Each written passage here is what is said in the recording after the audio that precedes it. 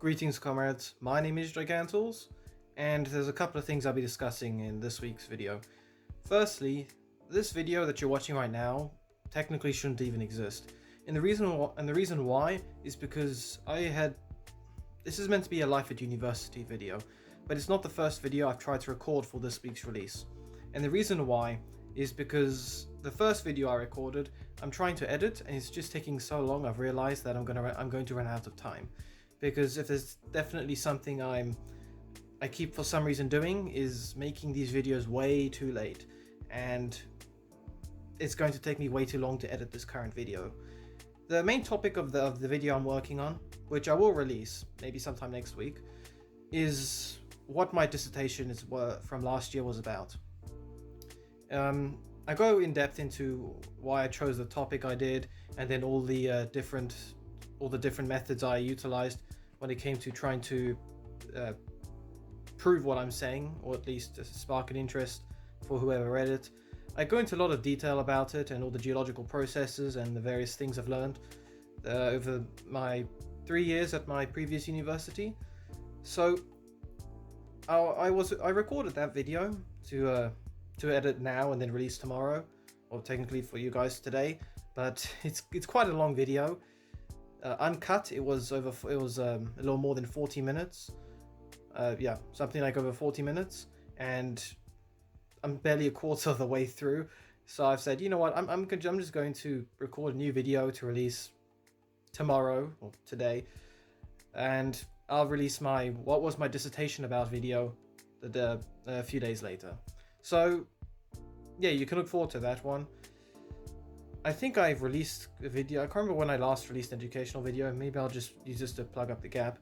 But the point is, a video about my dissertation from last year is coming. So if you're interested in geology or just interested in what I wrote, you can look forward to that. So I'm just changing hands again. The second thing really that happened this week was, it's a bit strange. Basically, I think I've talked several times about how I've been blocked when it comes to arguing with people on Facebook, but this was the strange one. You see, in several of my groups, maybe Catholics out there on Facebook can recognize this.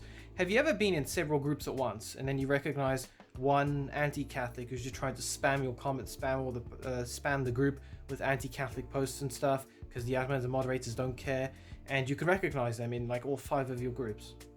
I was in a similar situation myself, and there was this one Adventist who was just trying to fill up about several of my groups. No way he could fill up all of them. I'm in over 100 groups. I'll tell you why at some other point. But I'm in a bunch of groups, and he tried to fill several of them with all of his content. And look, my hand's already shaking. Not a good sign. So I started arguing with him in several of these groups, and we argued about a bunch of different things. There was he claimed that we Catholics didn't believe the Blessed Virgin Mary died, even though we do believe she died, and then she was resurrected in a glorified body. But he didn't know that, and so he tried to go on another tangent. He kept asking me to provide quotations for everything we believe from the King James Bible, and I had to remind him that the King James Bible was translated 1,600 years after Jesus was even alive, and it was written and it was translated into a language that didn't exist for. Actually, when did English exist? I can't remember the specific date now, but English did not exist when Jesus was alive, especially the English that the King James Bible was written in. And it got to a point where I had to basically ask him, look, do you seriously think Jesus wrote the Bible in English? Why would you want the quotes in English? Why wouldn't you want them in its original Hebrew or Aramaic or Greek? Because then you could say, here's the historical quote. We can prove it from, like 300 years within Jesus' timeline, and not rely on a book that came out over 1.5 millennia late. 1.5 millennia later. But he liked to avoid those sorts of questions.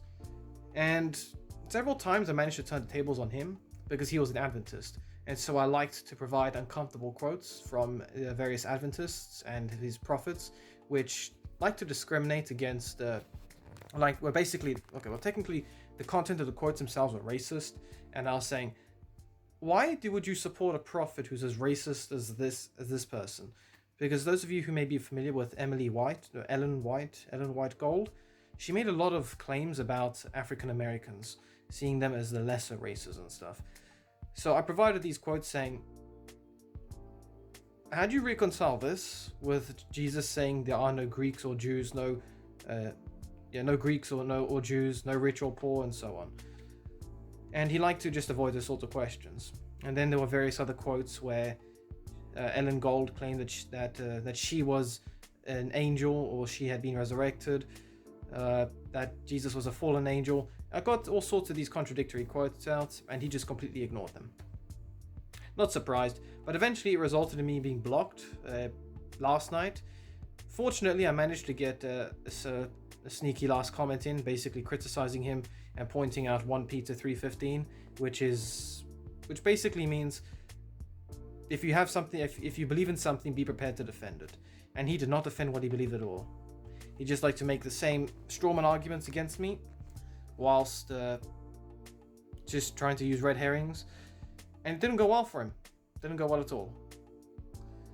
I have argued with a few people who ended up blocking me, not because I was insufferable and annoying, but simply because I was providing a better argument against them, and they just couldn't argue, and they just couldn't keep up with me. I could do a more in-depth video about how to argue with people properly, but my main strategy when it comes to arguing with people is to outlast the opponent. And so I use very in-depth, detailed analysis of their various arguments, and I pick apart every one of their claims one by one and refute them. This often, it's not elephant hurtling, but just to see these huge chunks of text for every single thing you say, it's definitely a good scare tactic. And more often than not, whenever I do this once, the person I'm arguing with just stops because they don't want to try. So my hand's shaking already. The person just stops because they don't want to continue looking through these huge chunks of text to try and refute me. Sometimes they'll try for maybe a couple of days, because as I said before, it can take me like an hour or so to put together one of these massive comments. So they'll maybe try for a couple of days to argue with me, but they will always just stop or drift away. It's usually the irrational ones who try to argue with me still, and they'll just ignore everything I say, or maybe they'll focus on one point, and then they'll repeat their claims and stuff, saying, you get out of Babylon, my people, those sorts of quotes. They'll say stuff like that, and whenever that happens, I just basically let it play out. I continue refuting their claims. I continue pointing out how they're repeating themselves and indulging in logical fallacies and so on. Because at that point in time, my arguments aren't meant to convince them that they're wrong. I really hate how bad my stamina is when I'm holding my phone in my hands. Sorry. Because at that point in time, I'm not there to convert them. And most of the times I argue with people, I'm not there to convert them. I'm just there to prove them wrong. Because even if they realize that they're not wrong, okay, let's say they just completely ignore what I say.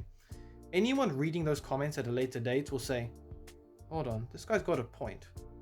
He's refuted everything that person said, and they didn't counter them once. They just insulted them, repeated their claims, went off on tangents, and then that basically, even in a sense, in the grave, I'm busy exposing people. I mean, I don't plan on dying anytime soon, but as long as I can argue with people and leave that transcript of the argument up there, people can see that these claims are empty or false. They can be refuted, and even if I'm blocked, then the people reading it will know I've been blocked, because more often than not, that guy who's trying to block me threatens me, so people will know in advance.